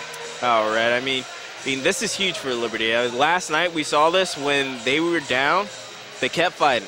And that's something I love seeing out of these guys. They kept fighting when they were down last night, and it worked out for them. They won 8-6, and right now the momentum is all in the Flames' favor. I mean, everyone's playing good and have a chip on their shoulder, and now pretty much 0-0 game. And a smart play here by William and Mary's bench boss, calling the timeout, settling down the troops. And I've said this all along, I had the pleasure of coaching in this league. Best coach I ever coached against was this gentleman. He's a great guy, he's got a great mind for the game, and he knows what to do. I have never seen a coach get as much out of his players as this guy does at this level of hockey. He does an excellent job for that club over there. I can't say enough about him. And some good news coming in on the other Liberty front. Division II won their first regional game against Bowling Green by a score of 7-3. Atangan now has to go back for it in his own zone. He's got a man coming in on him hard, and you can see, guys, let's get the forecheck going again. Lane Moore now. High-paced action here across. Harrison walks in, tries to take it wide, still has it. Harrison, and he almost banked it in off Huff. It comes back out to the point. Atangan with it now. Across. Shot there. Glove down by Huff. Huge glove right there, as there was a lot of traffic in front of the net. It's amazing that he was able to see it, let alone glove it down. Huge shot by Fitter right there. But even bigger save by Huff right here, as Atangan kind of whiffs on it. He was going to shoot, but Fitter right there, and Huff, well saved by him. Good job by him. And they're saying that went off a high stick. Or actually, Harrison was in the penalty box. And 1, 2, 3, 4, 5. I think Harrison believed he had a penalty, went to the penalty box, and now he's back out as it was just high stick of the puck. Comes to the point, Crisella, shot through. Highland gets the stick on it. Back to Crisella, another shot. Highland makes the save, rebound, and the official lost sight of it. And that's huge, and Tribesmen know that they were going to pretty much give it another goal lead. If you take a look at the replay, initial shot, and squeaks right out, and Highland goes to cover up and doesn't reach further enough, and Tribesman was right there to bang it back home in the wide open net. And Highlands struggled tonight. Has a couple I'm sure he'd like to have back, and mental fortitude. It's going to be big here. Guerreri can't get it out across the line. Sent back in. Highland had to be sharp as that one went through some arms. And as you were saying, mental fortitude. I mean, I know there were a couple goals. Highland, he just would look up and say, pretty much in his head, I can't believe I let that one in. I'm better than that. And I know Huff right now, he's saying the same thing to himself. I mean, those were good goals that went in by Huff, but he let 2 goals go in to tie this game up in less than a minute. And so you're going to wonder which goalie is more into this game right now. And just to let you know, you are watching the BRHC Championship Tournament live from the Lehigh Ice Center here on the campus of Liberty University. Second year they've hosted it. And if you'd like to get any more information, please contact brhockey.com. No extra H in there to get all your updates about this tournament, so on and so forth. William and Mary coming on strong here after the timeout. They've had the Flames hemmed in their own zone, but now Colton Crosley breaks away. He makes a move at the line, almost turns it over, still has it. He finally sends it in. It's picked off there, Harder. Sending it in now for the Flames. And it looks like a penalty coming here against Liberty. As touching it here will be Austin Crosley. And a roughing call will be coming here against Colton Crosley. And Colton Cross is getting the ref's face, and that's one thing in a game like this that's so close. You don't want to do that. Not only the roughing call, he probably was thinking to himself, that's not the greatest call, but I think I was talking to someone about this. One of the coaches of one of our hockey teams, and he said that he wonders why so many people get in the faces of the refs at the time, especially in tight situations like this. Have you ever seen where a player or a coach, they start yelling at the refs and the penalty goes in their favor and the refs disagree with them? Never have. Yeah. So, it's kind of wasted effort as of time in the situation right now. You have to know the situation. If it was a brutally honest call, a brutal call, then I understand the frustration on him, but he has to just be smart because he could end up hurting his team more than he's trying to help. Puck now along the near boards. William and Mary looking to regain the lead. Levy with it in the far corner. Crisella sends it back for Levy. Throws on the brakes. Atangan was in on him. Tengen now covers the front of the net. Backdoor play, and they almost squeaked her in. A nice little play there as waiting on the back door was Yager. Keeping it in, Crisilla walks in top of the circle, and a shot there goes wide. And boy, had that one labeled for the top corner on the glove side. Pass across. Sent back door. They're trying to get it here. Highland wisely jumps out on top of that puck as the penalty kill unit kind of scrambling around a little bit. And the Flames will bring out a fresh 4.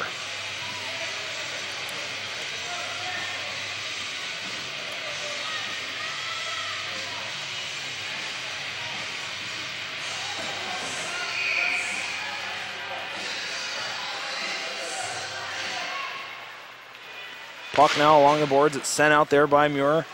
Kept in, however. And now Harder finally able to clear it down. Going back for it is Priscilla.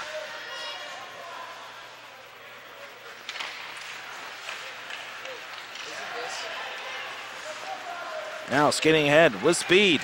He has it. Nice move. He lost the handle. Another shot. Boy, has he got wheels. He just flew by 3 Liberty defenders. Crisali with it now. Winds up, takes a shot. That goes off a stick and out of play. And boy, that defenseman, I tell you, best vision I've seen from a defenseman at this level in this tournament.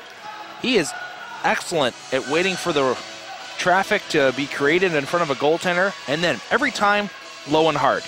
A coach must love that guy. Yes, it's the story of what's happened so far. If you look at all the goals, they're not being shot up high. They're all coming down low at pad and skate level. And that's a huge thing right now, and that's a huge thing that you have to say about Chris Crisilla right there. And they're going to say there that Austin Crosley closed his hand on the puck. And face-off will be coming here inside the neutral zone.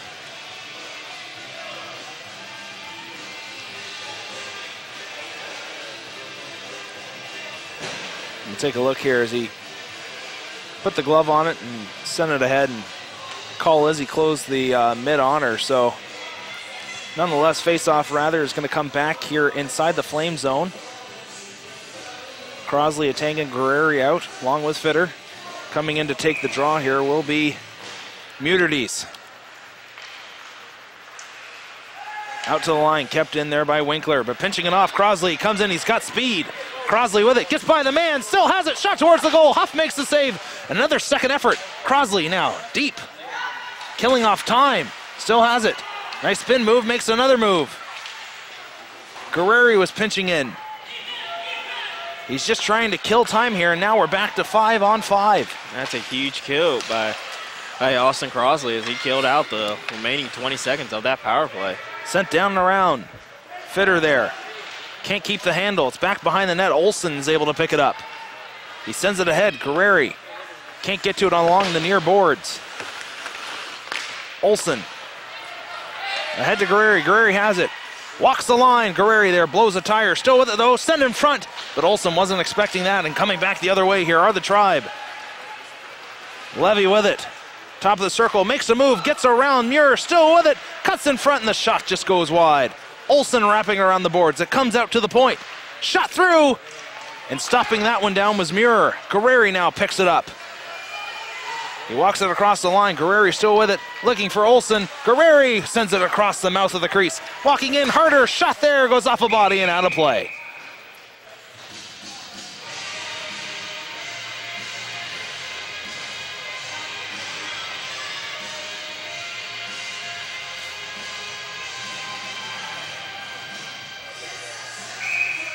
And the Olsen-Harrison Moore line out here for the Flames. Coming in to take the draw will be Scuzzarella. Moore with it. Was trying to turn to get the shot off, and now Crisilla coming away with it with speed. In on Fitter. It's dropped back there to the point. Big hit there by Olsen, and they're going to call a penalty on that one. Hitting from behind, so the Flames going right back to the penalty box. 10 minutes remaining, third period. And the Tribe get their second straight power play. And you can see Olsen, he does nail him from behind, but right in the numbers. Yeah, so, I mean, you gotta, if you're the ref, you do have to call that. And unfortunately, it's a bad blow to the Flames as they've been on special teams for a good part of this period after they brought it within 2, and they're going back right at him after the Crosley penalty. Wrapped around the boards along the far side. Sagluzzo was there. Now he walks in, top of the circle. He has it shot and held on to by Highland. And now another penalty coming here. Flames going down 2 men. And that is huge. Italian, you have to be smarter than that. You have to know where you are and don't let your momentum. I know, and I can see what he's looking at. He's a little frustrated as, you know, he makes the initial save in. You see the member of the tribe, he was kind of up in Highland's grill, and Tangen's like, hey, man, what are you doing? He's got the puck. The whistle's been blown. But at the same time, you have to be aware of what's going on, be aware of the situation, and what's happening in the game. Good job there by Riviere to poke it out. Fitter was battling hard as well. Now it's left back. Scuzzarella to Corselli. It's sent around the boards. Now walked across. Scuzzarella with it, sending it back door. Near side, back out to the point. Scuzzarella winds up. Far side, shot there. Rebound comes out in front. Another shot. Rebound into the corner. Good save there by Highland. Pass across. Shot. Highland makes the save. Another rebound. Another shot. Highland up to the task. Tribe coming close. Backdoor play in front. Highland dives on it, and he holds on. John Highland coming up big when needed. John Highland is playing very strong red in this period as he has been getting shot to shot and looks a little winded right here. And we're going to take a look right here as multiple shots right there, and that was one right there, and he goes down, cover it up. I'm not exactly sure what happened there to him. He is still gasping for air and lost his helmet again, but big job from that man right there. All conference goalie, as he's coming up strong when the Flames need him most. And there's 4 Flames out there currently, so one's going to have to be sent off. And Lilly goes off. And the captain was waving them off. Now we have Coburn, Crosley, and we got Hayward. Face off, one back. Crisilla walks in, sending it along the far side. Levy with it. Back out. Walking in, takes a shot there. Boy, Austin Crosley donating the body, and that goes off the back of his legs. And now it's down to a 5-on-2. And he's feeling that one right there. Back up shot. Oh, that one just missed in the glove side corner, and Austin Crosley hurting. Crisilla with it. Back across, walking in, shot there. Highland makes the save. And Austin's coming off right now. It's good that they were able to get that change. And coming back on looks to be his brother. Colton Crosley now entering the ice. Harder out there, along with Coburn. Flames can't win a draw. Walking off the sideboards. Long rising shot there. Now back behind the net. They're trying to jam it in on the side. Holding on is Highland. It's still free, and finally the whistle's blown. I believe it got stuck by the net right there, and we're going to take a look right at your replay. Hey, you have Crisella about to go shoot for it, and that's where you want to see Highland at his best. Top of the crease. He's a big guy. He's about 6'2". He takes up a lot of net, and when he's big and tall like that, nothing's going to get by him. Shot there went well wide. It's along the boards. Flames got one man out. 14 seconds remaining here, and they'll have all 5. Bad angle shot off the blocker. Out to the point. Crisali with it. Holding on. 3, 2. The Flames back to full strength. Shot towards the goal. Back behind the net now, and the Flames successfully kill it off. Harder trying to wrap it around. He's battling away down there. Puck still tied up, but Tangen's back on the ice, and now it's sent along the boards, and here comes Nate Tangen leading the charge. He sends it ahead there, but he couldn't get the pass onto the tape of Crosley, and now it's backhanded out. Coburn with it now. Off the boards. Ahead there for Olsen. Olsen sending it in on the backhand as Clackering gives chase. Big kills there for Liberty as they had it down 2 men. But Highland, the best penalty killer by far, made the saves and more than made up for that goal earlier on. Guerreri now with it deep. Looking in front. That goes off his stick. Fitter chipping it in. Lerviere, they've got Clackering in front. It's sent there and just tipped wide. 7 minutes remaining. Fitter with it in the neutral zone, banking it off the boards ahead. Lerviere has it. He charges towards the net. Lerviere in front, and it's just deflected into the corner. Clackering with it now, pinching in his Fitter. Flames have to be careful here not to give up an odd man rush. Fitter with a shot, that goes off a body. He keeps it in at the line, and now giving chase. Muir, he bodies the man off the puck and into the corner. And another penalty coming up here to Liberty as Fitter is going to be called. Once again, hitting, or rather, this is going to be cross-checking. The Flames are going to start wearing out some of their top forwards, as so we have all three captains that are part of this penalty kill because they're some of their better defensive forwards. But at the same time, they have to. It's all about fundamentals and being aware. They're like, I mean, the Flames had killed off the breakaway. And I know they have a man in front, but you know, you don't have to cross-check the guy from behind, or what you were saying earlier, hit him from behind. I mean, you just have to be more aware, and the Tribe is getting opportunity to pretty much end this game. Tribe win a face-off again. Crisella with it. Side boards. Scuzzarella sending it deep. Back out to the point. Sideboards now. Pass across. Levy shot there. Highland makes the save again.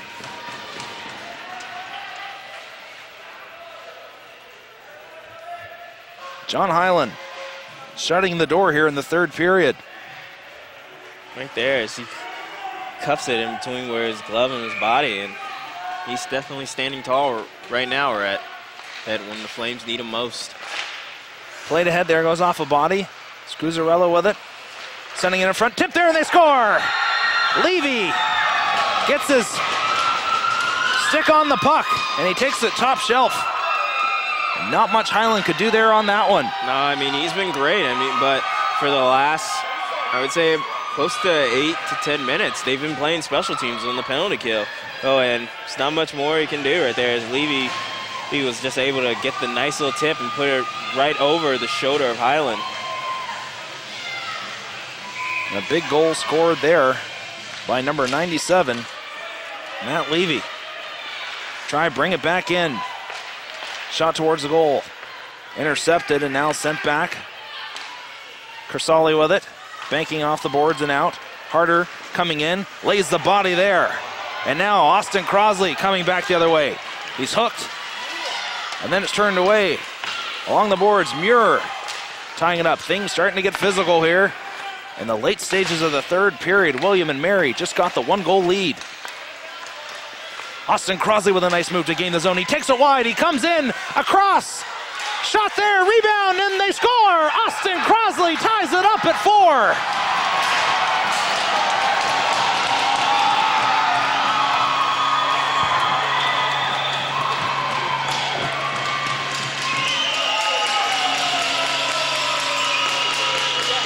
And so right there, you see Austin Crosley with a nice little errant pass to Riviere, who then hits it back to his brother Colton, makes the initial shot, and Austin just keeps hitting at it. And yeah, definitely crosses right there as William Mayer saying no, but he gets it there, and young man's very excited as he knows he just brought the team back 4-4. And you have to say, Rhett, Huff's given up 3 goals in this period. Not only 3 goals, but when the Tribe pretty much could have taken the wind out of any sails that the Flames had, making it 4-3. The Flames come back in less than a minute and turn around and score themselves. That's huge. That's got to weigh on him right now. And you're going to see how great of a player he is in these next 5 minutes. Well, just shots in close is what's getting to him. As it's sent in front there and it just goes wide. But jam plays. He's having a hard time controlling the rebounds on just shots right in on his feet. Boy, if I'm Liberty, I'm throwing everything at him from the corner. I agree. And we've been talking about this all night. The game tonight has been a battle of rebound control. Oh, and if you can't control your rebounds, if you're in net, and also the defenseman being aware of where the puck is going, then you're not going to be able to sustain, as both teams are doing a very good job of picking up the trash in front of the net. Especially the Flames, as all 4 of their goals have come from that. Guerrero sending in deep. Flames go for a change and coming right back out here. The second unit Guerreri now walking out of the corner, still has it, tried to feed it across for Crosley, and now the tides have turned and a penalty coming here against William & Mary. And this is a huge power play for them, Red. And if I'm the Flames, I'm going with my hot hand right now is in favor of, as we're looking right here, Guerreri, man can wheel, and he goes down and gets tripped up, and now puts them in great opportunity as you got both the Crosleys out there and you got Marc Lariviere, who's been the most successful forward line of the bunch tonight. You got a strong shooter in Atangian from the back end who's also fast. And you got Fitter, one of your stronger defensemen as well. So we're going to see if the Flames can capitalize in the next 2 minutes on this power play. Atangian was trying to feather it in. That one's cleared out and down the length of the ice and picking it up. Nate Atangian quarterbacking this power play. It's dropped off. Lariviere has to throw on the brakes. Now sent far side. Fitter can't get the handle. And you have to be careful. The Tribe, lethal, shorthanded. They have, as they've scored one already shorthanded tonight. So the Flames have to be more cautious of those passes and be more aware of what they're doing out there, as everything's in their favor right now. Momentum, the opportunity, everything. And so they have to play really sound hockey for these next minute and a half. Fitter with it now, down deep. He leaves it there as Crosley picks it up, and he has speed. Crosley taking it wide. Still has it, sends it in front. Lariviere couldn't get the handle. Now Atangian sent towards the goal, in front, shot there, rebound. Oh, and Crosley couldn't get the stick on it. Sent out to the line. Atangian had to be careful. Fitter now going back, and boy, he just got into it in time. Coming in on him with speed was Sagluzzo. It's brought across. Back out to the point. Crosley now bringing it in deep. He has it there, looking in front. No Flames in front of the net now. Atangian still has it. Feeds it across. Fitter with it. Trying to look back door for Crosley. And now it's sent ahead. Skaruzla couldn't get it there. And now Austin Crosley walking in, top of the circle, shot! And that goes off the shoulder. Colton Crosley now with it along the far boards. He's got to man the high slot. Walks in from the circle, has it. Backdoor play. That goes, and Lariviere didn't have his stick on the ice as it went through his legs. Sent down the length of the ice, 12 seconds here remaining. And Highland stops it behind the net. Harder now, off the boards, ahead, Guerreri. Couldn't get to that one, and now it's sent down. William & Mary back to full strength. Harder. With it deep along the boards. And folks, we're now in overtime as Guerreri brings it ahead. Now Coburn with speed. Coburn has it, he takes it wide. Coburn, backhand, and he almost tucked her home. And now he's being ridden into the net. And it's finally called down there. And face-off's gonna come here outside of William & Mary's zone. And Red, if you've been watching these last two games that the Flames have put on, they have been doozies. I mean, last night, the game was decided in the last 2 minutes when they played a tough matchup against Radford as they won 8-6. And tonight, the game looks like it's going to be decided the same way as we have a 4-on-4 hockey matchup. And we'll see who's going to come out the victors time and see if the Flames have any magic left in them. Coburn there brings it across on the offside. Face-off coming back inside the neutral zone. An exciting matchup tonight here between two powerhouses here in the BRHC. 4-4 with 1:49 remaining. You can't get much better than this as William & Mary brings out their top unit. Scuzzarella. Along with him, Sagluzzo. It's along the far side now, giving chase. Levitt. And now Guerreri brought it across, but he lost the handle. Harder now, sending it in. As Guerreri comes in on the forecheck. Guerreri's there, he lays the body. It comes out across the line. Muir with a long rising shot goes well over the net. Harder pinching in. He's got it in his skates. Clackering couldn't keep the handle. It's cleared out to the line. Muir couldn't get to it. And now giving chase, and Sagluzzo coming in. And Colburn with a great play to knock it into the corner. Colburn might have had his best defensive effort of the night. Crosley now trying to get by the man. It's sent in front. Clockring dropping it there. And now it's sent along the far side. Chipped ahead. Winkler couldn't get the handle. Riviere playing it there. Crosley now dropping it back. But Riviere couldn't get it. Sent ahead. Riviere now on the backhand, driving towards the net as he's knocked down. Crosley along the boards, has it deep. He's got a man in front, sending behind the net. Riviere fed it back for Colton. Colton Crosley now throwing on the brakes. He's pinned there along the boards, keeps his feet moving, trying to set it in front. Back out to the line, a Tengen. Couldn't keep it in. William and Mary looking for the penalty here. 20 seconds left here in the third period. A Tengen brings it across, still has it on the backhand. Sending it in front, it's off a skate, and they score! And that is a huge goal right there, Rhett, from Austin Crosley off the back, literally off of his skate. A Tengen brings it in, and as I was saying earlier, Rhett, a Tengen's one of your faster defensemen. He comes in, brings it in, he just puts it right there on the skate of Crosley. He had his sticks tied up right there. I think that actually went off a 17 skate because, in my opinion, if it went off a Crosley skate the way he lifted it, I think they would have called it back. But that one, I think he banked it right in. And maybe we can see it again, Marion. Right off of the defender's skate. Maybe we can get a second look here. And that's huge. You know, and I talked to Tengen last night. He was very disappointed in the way he played on the defensive end, and he knows that he's a much faster player.